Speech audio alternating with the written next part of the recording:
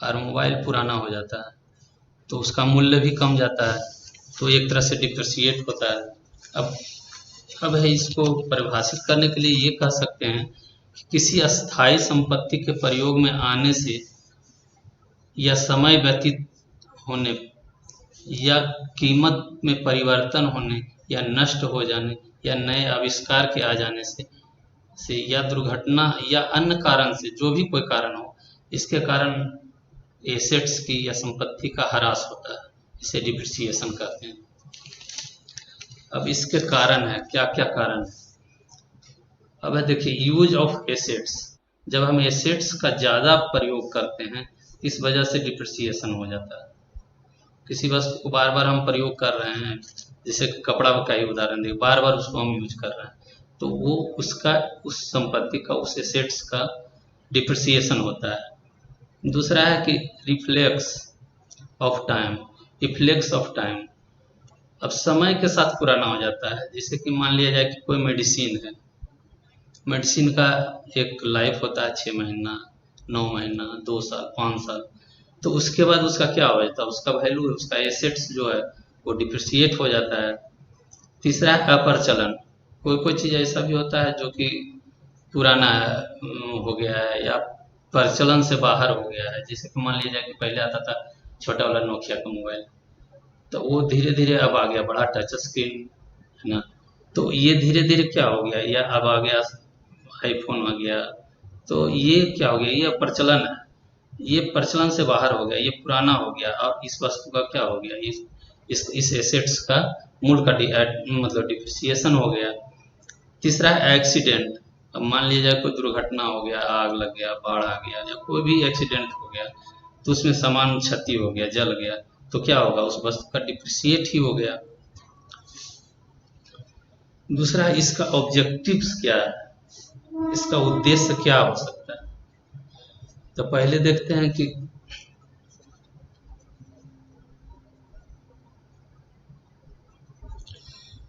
अब देखते हैं कि इसका कहाँ इफेक्ट पड़ता है, करेक्ट प्रॉफिट एंड लॉस पर। जब हम प्रॉफिट एंड लॉस अकाउंट्स बनाते हैं तो इसको अगर डिप्रिसिएशन को नहीं लेंगे तो इसका एग्जैक्ट बनेगा, नहीं बन सकता है, गलत ही आएगा, है ना। तो उस परिस्थिति में इसको इसमें डालने के लिए इसको डिप्रिसिएशन करना जरूरी होता है, ताकि इसका जो प्रॉफिट एंड लॉस अकाउंट निकालें तो सही निकले।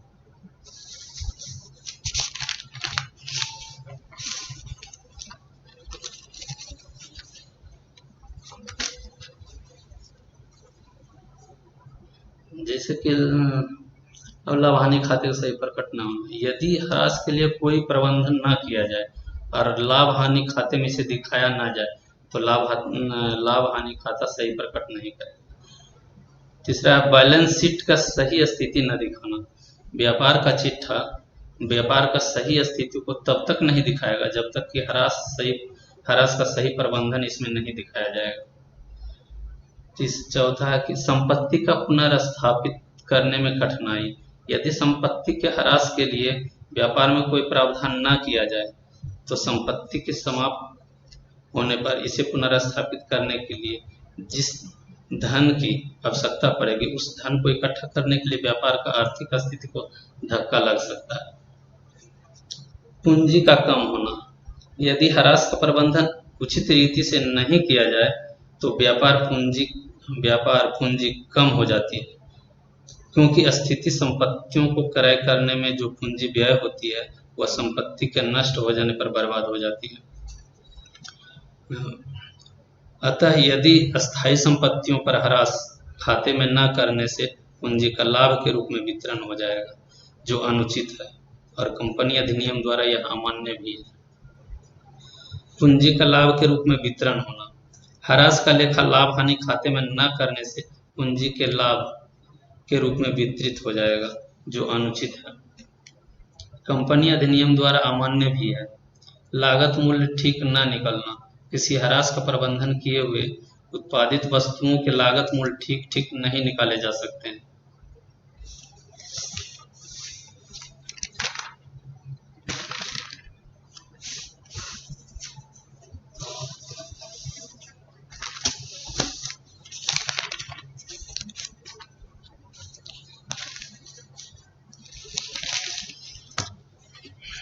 उसके बाद है कि शॉर्ट नोट है कैश बुक पर।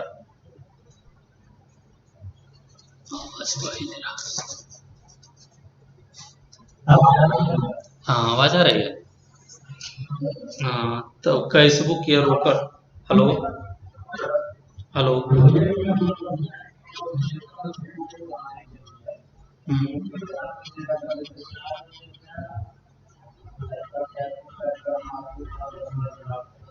अच्छा। किसका रिकंसिल बैंक रिकंसिलेशन के लिए? अच्छा अच्छा, तो कल हम बता देंगे, है ना। हाँ, तो कल हम बता देते हैं। कल बता देते हैं, ठीक ना। कल भी क्लास है। और कुछ है?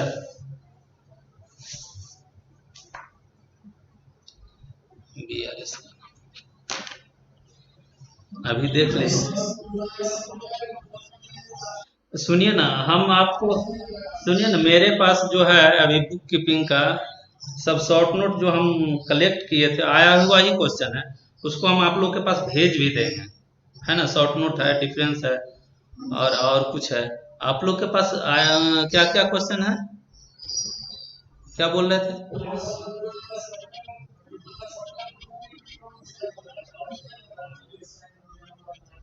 हम्म।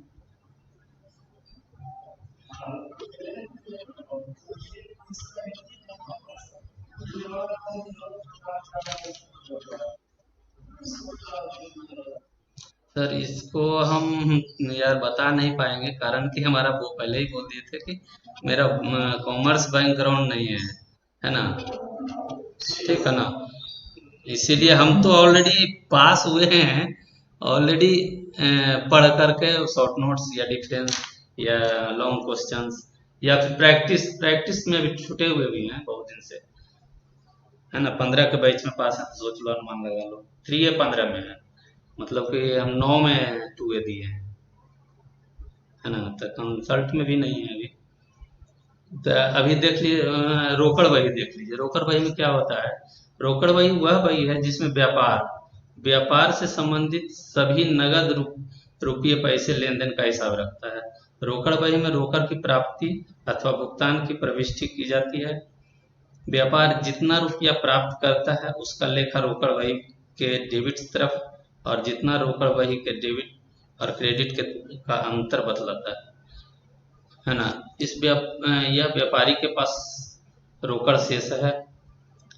इसका जो है इसका जो अथी है, परफॉर्मा, ये पहले डेबिट साइड में लिखते हैं।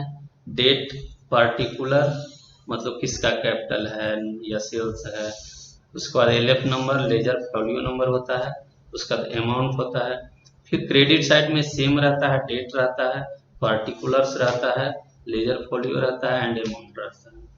अब है कि इसमें डेबिट साइड किसका एंट्री करेंगे और क्रेडिट साइड किसका एंट्री करेंगे, तो जो रिसीवर है उसका डेबिट साइड, और जो गिवर है उसको क्रेडिट साइड एंट्री करते हैं।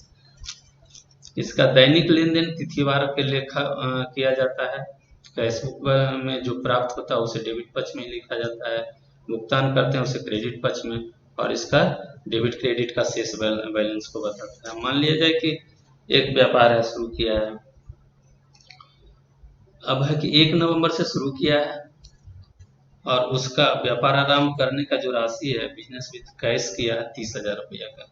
तो वो 30,000 रुपया कहाँ जाएगा? डेबिट साइड जाएगा या क्रेडिट साइड जाएगा? तो चूंकि 30,000 रुपया वो रिसीव कर रहा है, तो निश्चित रूप से डेबिट साइड ही जाएगा। और उसके बाद कह रहा है कि नगद प्राप्त किया, गुरमीत द्वारा नगद प्राप्त किया गया 12,000 रुपया, तो वो भी डेबिट साइड ही जाएगा।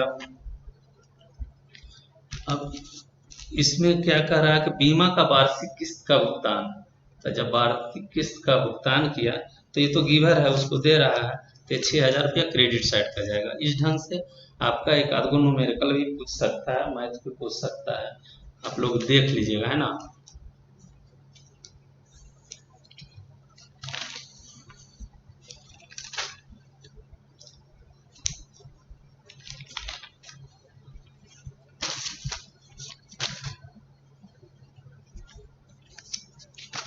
अभी वो आता है doubtful debits and bad debts.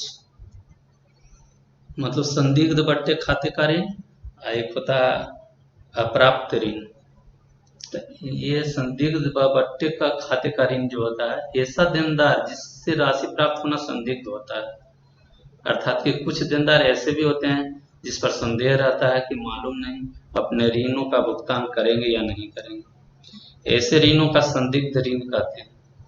चूंकि संदिग्ध ऋण व्यापार की वास्तविक हानि नहीं है, किंतु संभावित हानि अवश्य है। ऐसी दशा में इन संभावित हानि की व्यवस्था पहले से ही कर लेना ठीक होगा, जिससे कि आगामी वर्ष में यदि कोई हानि, कोई ऋण ऋण जिसका संबंध चालू वर्ष से हो अप्राप्त हो जाता है तो उसकी पूर्ति की जा सके। बैड डेब्ट, इसमें क्या होता है कि प्राप्त व्यापार में माल उधार बेचा जाता है। जिसमें माल उधार बेचा जाता है वह व्यापार में ऋणी कहलाते हैं और उनसे रुपया भविष्य में प्राप्त होता है। उधार माल बेचते समय इस बात का ध्यान रखा जाता है कि माल ऐसे व्यक्ति को बेचा जाए जिससे रुपया प्राप्त करने में कोई कठिनाई नहीं, परंतु फिर भी कभी कभी ऐसा हो जाता है कि कुछ देनदारों से कैश वसूल नहीं हो पाता। इसे अप्राप्त ऋण कहते हैं। इसे लाभ हानि खाता के डेबिट साइड में रखा जाता है। एक है एक्टर्न्स सर्टिफिकेट।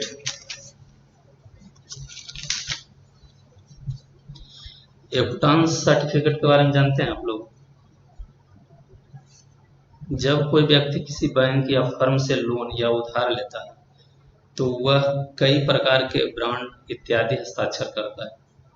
मतलब कई प्रकार के बॉन्ड या LIC या कोई पॉलिसी है तो उसके लिए हस्ताक्षर करता है, तथा अपनी कोई संपत्ति बंधक के रूप में वो रखता है।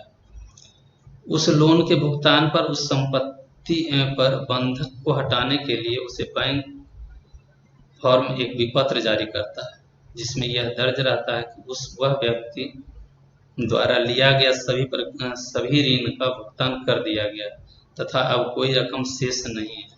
उस विपत्र को एक्टर्न्स विपत्र कहते हैं। इसके आधार पर अपनी संपत्ति पर मतलब बंधक हटा सकता है।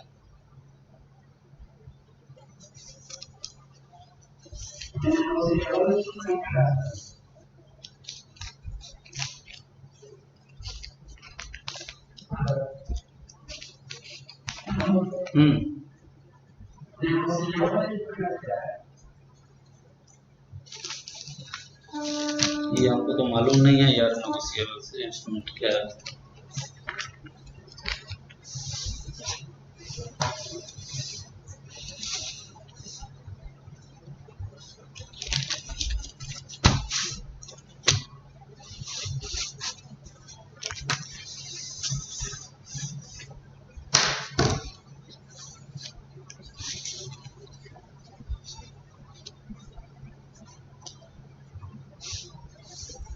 परिचित क्रय बही, एक क्रय बही भी आता है।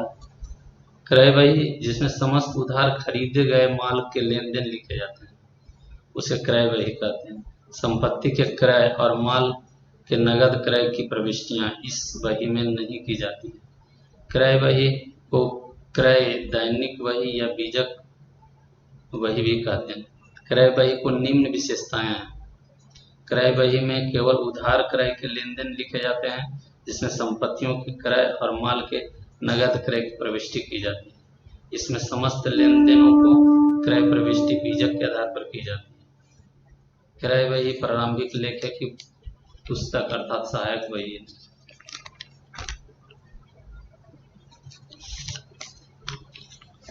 एक है स्लीपिंग पार्टनर।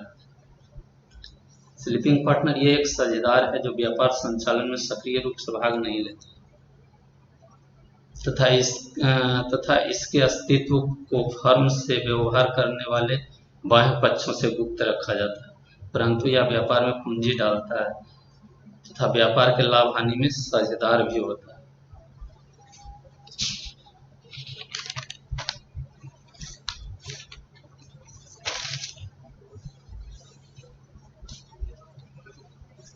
अब एक वो होता है रिकमेंडेशन बिल, जिसको साहित्यार्थ विनिमय पत्र भी कहते हैं। विनिमय पत्र किसी प्रतिफल के बदले में लेखे स्वीकार किए तथा बेचान किए जाते हैं, किंतु कभी कभी बिना किसी प्रतिफल के भी विनिमय पत्रों को लिखा जाता है एवं स्वीकार किया जाता है।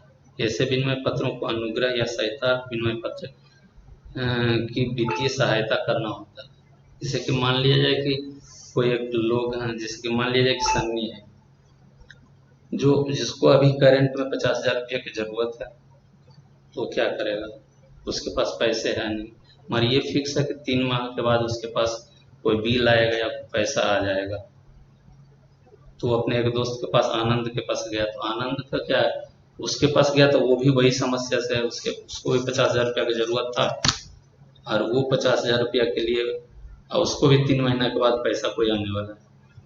इस परिस्थिति में क्या करेगा, वे दोनों एक एक वो बिल लिखेगा एक दूसरे के नाम से, और वो बिल मान्य होगा क्योंकि उसको तो 3 महीने के बाद पैसा आने वाला है, और वो दोनों बैंक जाएगा, बैंक उसको क्या करेगा, बिल ऑफ एक्सचेंज को डिस्काउंट करेगा। उसको मान लीजिए 50,000 का बिल है तो 49,000 रुपया देगा, और इससे एक दूसरे को काम चल जाएगा, है ना। एक दूसरे को वो बिल अपना एक दूसरे को एक्सचेंज कर करके अपना अपना काम बिजनेस कर लेगा, और जब 3 महीने के बाद वो बिल बैंक फिर वापस उसको जाएगा और उससे दोनों से 50,000 रुपया का लेगा।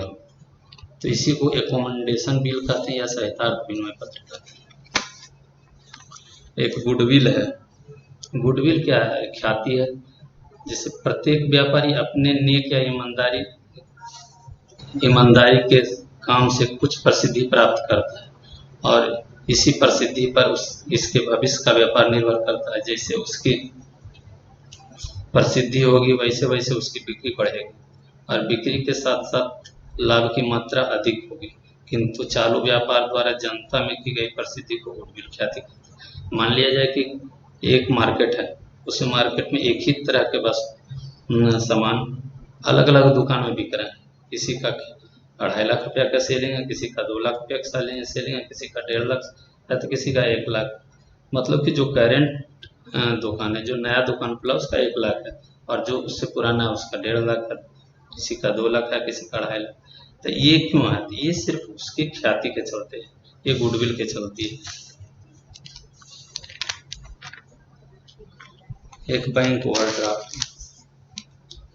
बैंक अपने पुराने और विश्वास पात्र ग्राहकों को जमा राशि से भी अधिक रकम निकालने की एक निश्चित सीमा तक सुविधा देता है।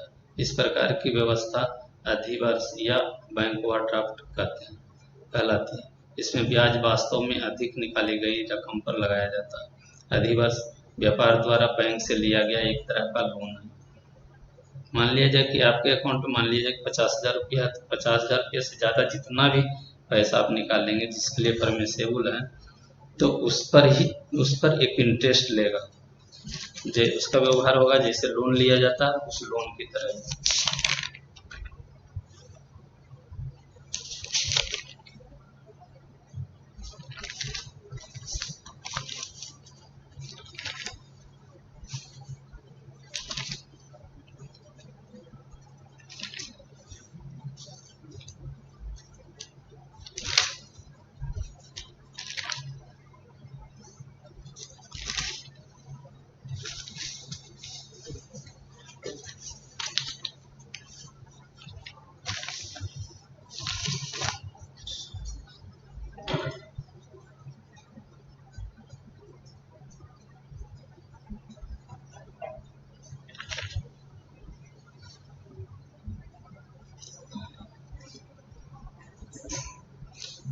एक डिफरेंस है shareholder and debenture holder.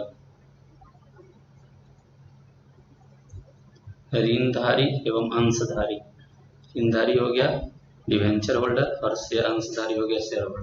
तो ये दोनों में अंतर है। तो पहला टी शेप में ऋण पत्रधारी कंपनी का ऋणदाता होता है, जबकि अंशधारी कंपनी का स्वामी होता है। ऋण पत्रधारी ऋण की राशि पर ब्याज प्राप्त करता है, जबकि अंशधारी कंपनी के लाभ से अंश प्राप्त करता है। ऋण पत्रों पर ब्याज अवश्य भुगतान किया जाता है, चाहे कंपनी का लाभ हो या ना हो। अंशधारी को लाभ का भुगतान केवल लाभ होने पर ही किया जाता है। कंपनी के समापन दशा पर ऋणधारी को सबसे पहले भुगतान किया जाता है, जबकि अंशधारी को केवल कंपनी के अधिनियम में दी गई शर्तों को पूरा करने के पश्चात ही किया जा सकता है। पूंजीगत व्यय और लाभगत व्यय दोनों का अंतर। यह व्यय अस्थायी, पूंजीगत व्यय जो है अस्थायी, यह व्यय अस्थायी संपत्ति क्रय करने के लिए या बढ़ाने के लिए किया जाता है, जबकि लाभगत व्यय, यह व्यय किसी संपत्ति को चालू हालत में रखने के लिए व व्यापार को चालू रखने के लिए किया जाता है।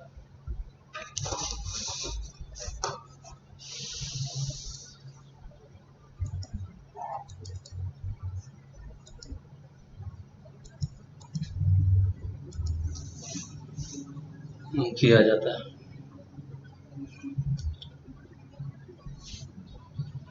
इसका लाभ कई वर्ष, पूंजीगत व्यय का इसका लाभ कई वर्षों तक प्राप्त होता है।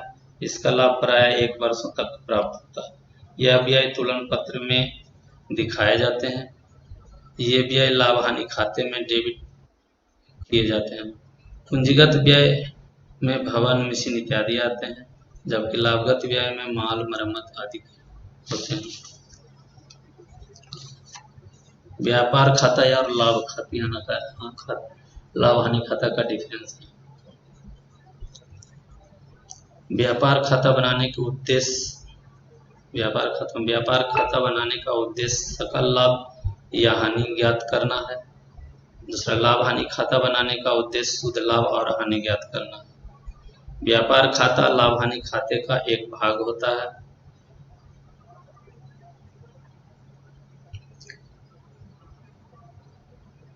लाभ हानि खाता एक पृथक एवं प्रमुख खाता है। लाभ हानि खाता का लाभ हानि खाते में स्थानांतरित कर देते हैं। लाभ हानि खाता का शेष पूंजी खाते में स्थानांतरित कर देते हैं। व्यापार खाते में क्रय विक्रय, स्टॉक की मदें दिखाई जाती है, जबकि लाभ हानि खाते में विक्रय, वितरण, प्रबंधन संबंधी परोक्ष व्ययों को दिखाया जाता है।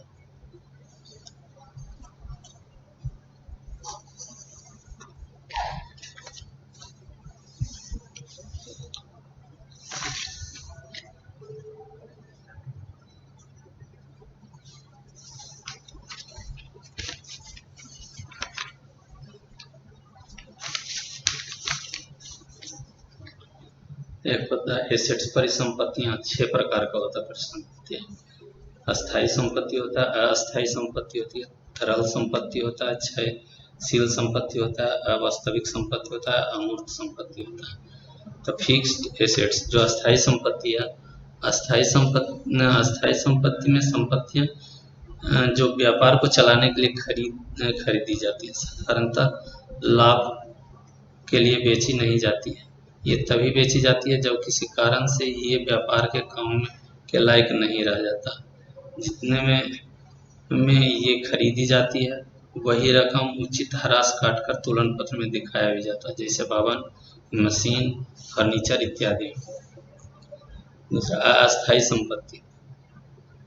अस्थायी संपत्तियां वे संपत्तियां होता है जो बेचने के लिए खरीदी जाती है। ऐसी संपत्तियां जो उसी रूप में बेच दी जाती है, जैसे कच्चे माल।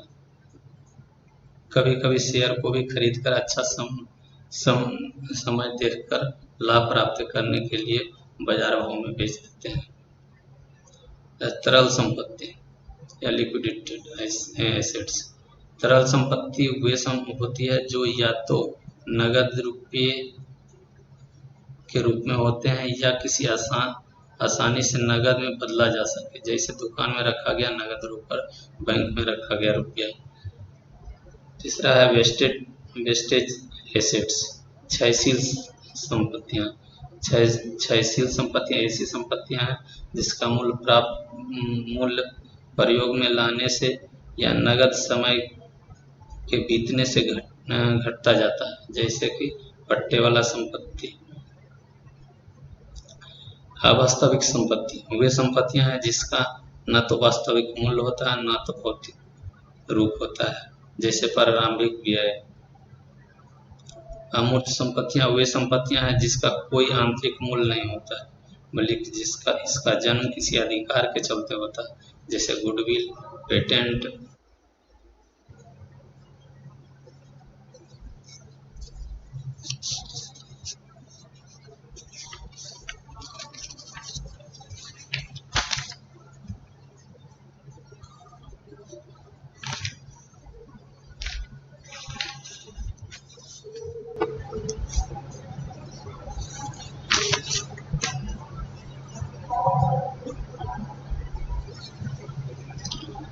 लाइबिलिटी तीन तरह का होता है। एक स्थायी फिक्स लाइबिलिटी होता है, करेंट लाइबिलिटी होता है, कंटीजेंट लाइबिलिटी होता है। तो ऐसा दायित्व है जिस फिक्स लाइबिलिटी, तो ये वैसा दायित्व है जिसके निकट भविष्य में नहीं लौटानी होती है। पूंजी को हम इसी प्रकार का दायित्व कह सकते हैं, क्योंकि पूंजी को बहुत दिनों के बाद लौटानी होती है। लंबी अवधि के लिए इसे ऋण भी इसी श्रेणी में आते हैं। अब है करेंट लाइबिलिटी, ये वे देनदारियां हैं जिन्हें अधिक से अधिक 12 महीने के अंदर लौटानी होती है, जैसे कि creditor, bank, overdraft, bill payable इत्यादि। कंटीजेंट लाइबिलिटी, यह एक ऐसी देनदारी है जो अभी देय नहीं है, परंतु कुछ घटनाओं के घटने के बाद यह देय हो सकता है। इसमें रुपये का भुगतान किया भी जा सकता है और नहीं भी किया जा सकता है, जैसे कॉन्ट्रैक्टर से दंड भरने की हकदारी, जो कानूनी मुकदमों के अंतर्गत आते हैं।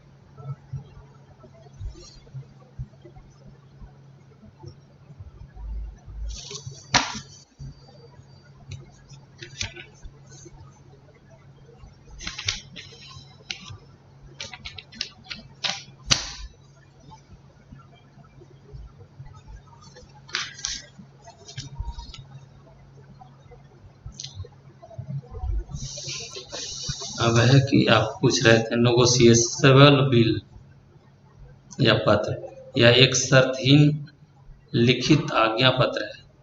इसमें लिखने अथवा किसी व्यक्ति विशेष को यह आदेश देता है कि निश्चित अवधि के पश्चात अथवा मांगने पर उनमें लिखित निश्चित रकम लिखित व्यक्ति अथवा उसके आदेशानुसार विनिमय पत्र के धारक को दे दें। यह इसके तीन पक्षकार होते हैं, एक आवेदक या लेखक, दूसरा होता है स्वीकारकर्ता, तीसरा होता है प्राप्तकर्ता। विनिमय पत्र के कई प्रकार के होते हैं, उदाहरण मांग पत्र, विपत्र वाहक या आदेश विपत्र, अनुग्रह विपत्र आदि।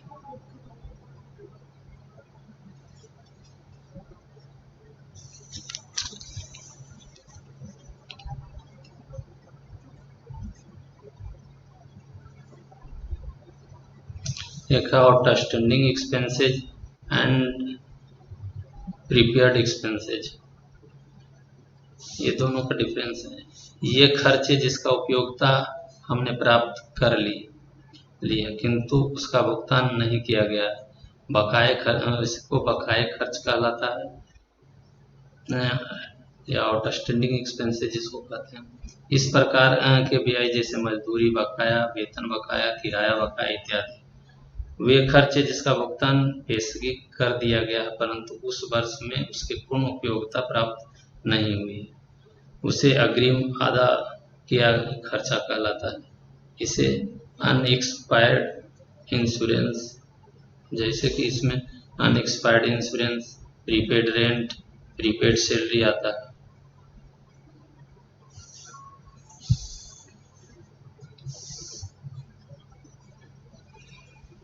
अब है एक डिफरेंस परचेज, क्रय बही एवं विक्रय बही। क्रय बही और विक्रय बही, क्रय बही में उधार माल का खरीद का लेखा किया जाता है, जबकि विक्रय बही में उधार माल के बिक्री का लेखा किया जाता है। क्रय बही में इसका शेष हमेशा डेबिट होता है जबकि विक्रय बही में इसका शेष हमेशा क्रेडिट होता है। इसमें दूसरी पार्टी क्रय में इसमें दूसरी पार्टी का खाता क्रेडिट किया जाता है। इसमें दूसरे विक्रय में इसमें दूसरी पार्टी का खाता डेबिट किया जाता है। क्रय बही में निश्चित अवधि के बाद इसका शेष क्रम खाते में हस्तांतरित कर दिया जाता है, जबकि निश्चित अवधि विक्रय खत्म निश्चित अवधि के पश्चात इसका शेष विक्रय खाते में हस्तांतरित कर दिया जाता है।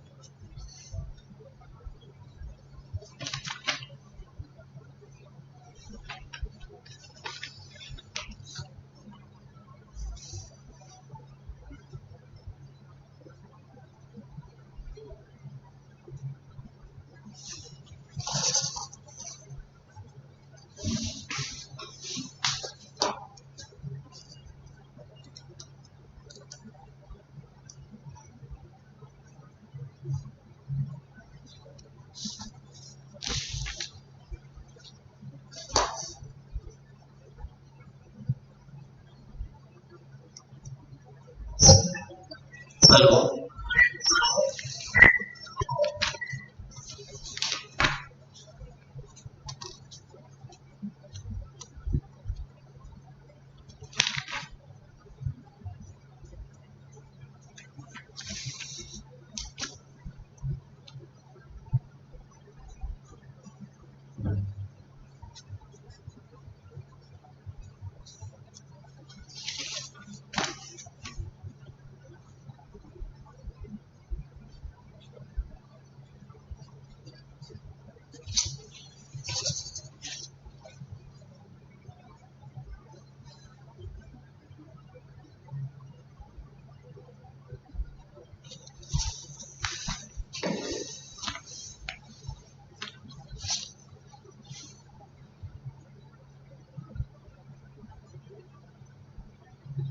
एक होता है कि मूल्य ह्रास को कंप्लीट करने के लिए बहुत सारा विधियां होता है, जिसमें अस्थायी किस्त विधि होता है।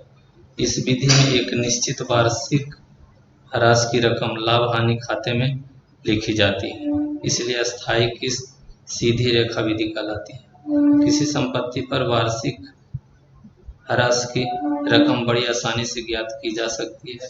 इसी संपत्ति को क्रय मूल्य में से अपशिष्ट मूल्य घटा करके उसके जीवन काल में वर्षों से भागा दे दिया जाता है। इस प्रकार के भागफल आता है वह वार्षिक ह्रास की रकम होती है। अतः संपत्ति का जीवन काल समाप्त होने पर संपत्ति का पुस्तकीय मूल्य शून्य हो जाता है। फर्नीचर, पट्टे आदि पर ह्रास निकालने के लिए यह विधि का प्रयोग किया जाता है।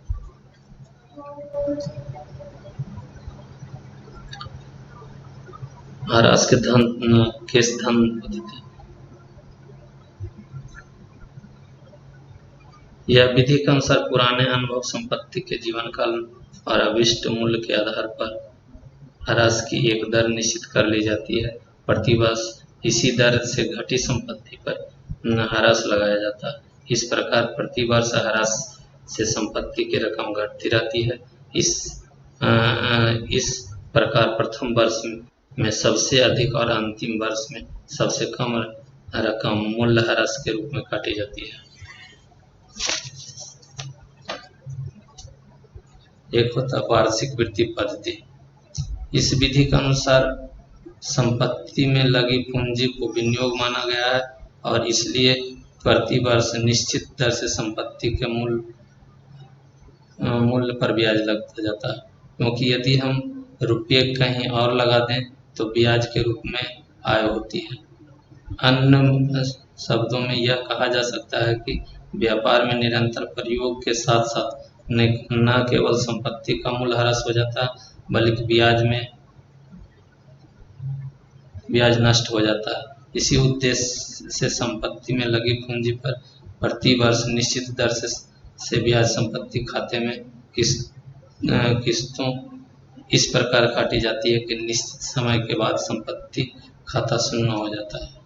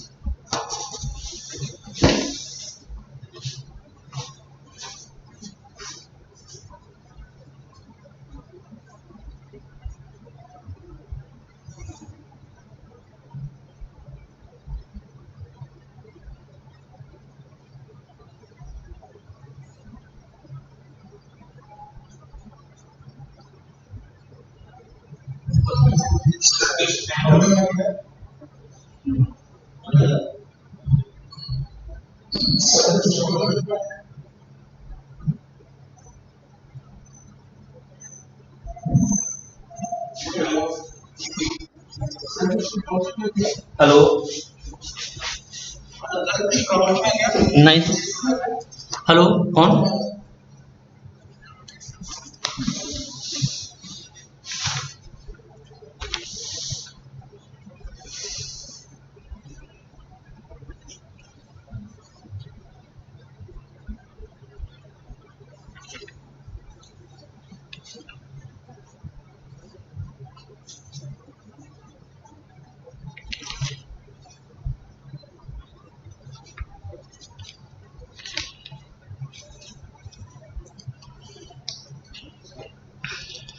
एक होता है आय एवं व्यय खाता। नहीं,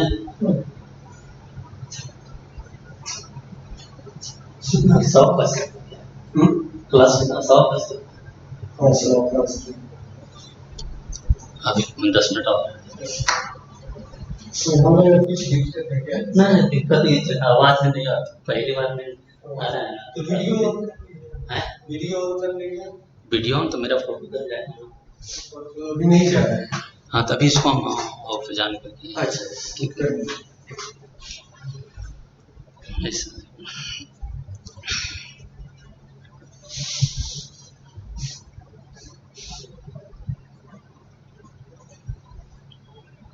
आय एवं व्यय खाता। इसका उद्देश्य किसी विशेष अवधि के समस्त लेन देनों व कार्यकलापों को शुद्ध परिणामों को प्रदर्शित करना है। यह एक लाभ हानि खाते के समान है। इस खाते में केवल आगम आय और व्यय जो उस वित्तीय वर्ष से संबंधित होते हैं का लेखा होता है। पूंजीगत व्यय प्राकृतिक आय और व्यय को स्थिति वितरण में दिखाया जाता है। इस खाते के डेबिट पक्ष में संबंधित वर्ष का व्यय और हानि लिखी जाती है तथा क्रेडिट पक्ष में संबंधित वर्ष की आय तथा लाभ के मदों को लिखा होता है। इस खाते में प्रारंभिक शेष नहीं होता है। इस खाते का अंतिम शेष आय का व्यय पर अधिक अथवा इसके विपरीत प्रकट करता है। इसको बनाते समय चालू वर्ष से संबंधित सभी अदत्त व्यय और अप्राप्त आय का समावेश किया जाता है।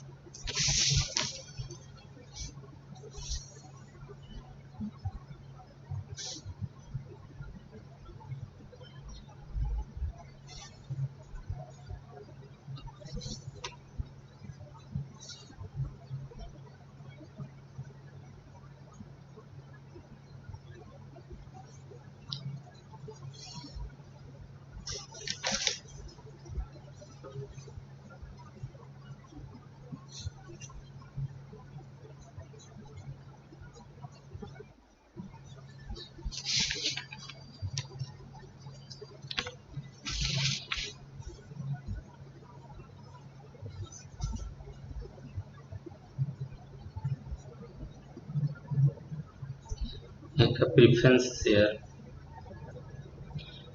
शेयर वे शेयर होते हैं जिनके लाभांश पर पूर्व अधिकार होता है, परंतु इसमें लाभांश प्राप्त करने का प्राधिकार नहीं होता है।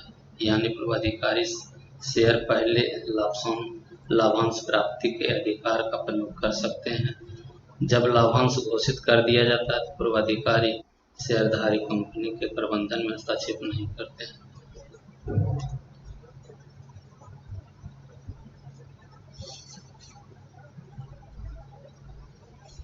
रेवेन्यू एक्सपेंडिचर यह व्यय व्यापार की दिन प्रतिदिन की जरूरतों को पूरा करने के लिए किए जाते हैं। इसका लाभ सामान्यतः 1 वर्ष तक प्राप्त होता है। इसके लाभ हानि खाते में डेबिट साइड की तरफ लिखा जाता है। डिबेंचर यह वे प्रपत्र है जिनके द्वारा कंपनी बाजार से ऋण प्राप्त करती है। इन पत्रों पर ब्याज देय होता है जो कि वार्षिक अथवा छमाही हो सकता है। ऋण पत्रधारी कंपनी के मालिक नहीं होते हैं तथा उन्हें कंपनी के मामलों में बोलने का अधिकार नहीं होता है। कंपनी को भले ही लाभ हो अथवा नहीं, ऋण पत्रधारियों को ब्याज देने ही पड़ता है। कंपनी के समापन की दशा में उन्हें इक्विटी शेयर से पहले पैसा वापस मिलता है।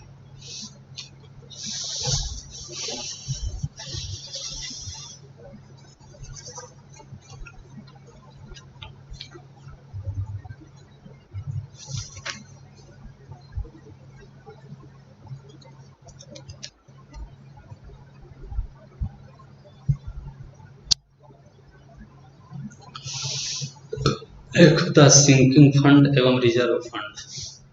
सिंकिंग फंड एक ऐसा फंड है जो कि व्यापारी द्वारा अपने दीर्घ देयताओं लायबिलिटी के भुगतान के लिए बनाया जाता है।